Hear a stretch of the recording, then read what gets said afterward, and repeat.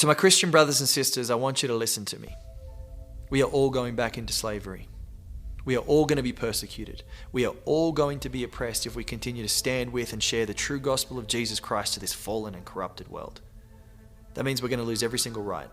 We're going to lose every single freedom, and it's going to happen a lot faster than we think. But one thing that I've become certain of is that we are all going to become slaves once more, and I want to show you why. Now, if you go to the very last book of the Bible, the book of Revelation, which outlines how everything is going to come to an end, you get to chapter number 13, and in verse 17, an idea is presented that the society that we will be in is a society that says people can no longer buy or sell unless they have the mark of the beast. Either the name of the beast or the number of the name, which kind of sounds like a batch number, but the reality is this. The society that we will be in will take away the basic right of buying and selling. There will be a group of people who will be persecuted and oppressed because they refuse to accept, identify, and be obedient to the beast.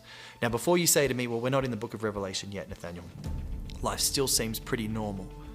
This is what Jesus said to his disciples in Matthew's Gospel, chapter number 24, about his pending return.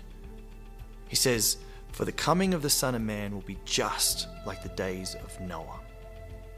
For as the days of Noah before the flood, people were eating, drinking, marrying, and being given in marriage until Noah entered the ark." You see, life is going to feel very normal to people who do not have salvation. They're going to be eating, drinking, getting married. Life goes on. Yeah, I want you to be clear on this. When the Jewish people were being transported to concentration camps during the Holocaust, German people were eating, drinking, and getting married. I'm sure of it. But God's people were being persecuted.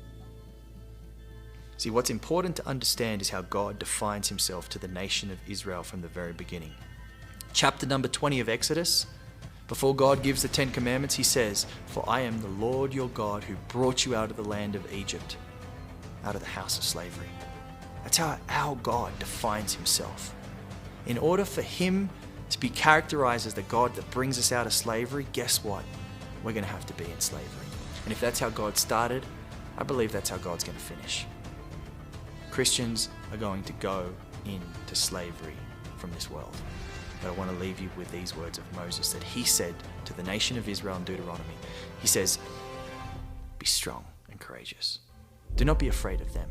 For the Lord your God is with you. He will not leave you and he will not forsake you."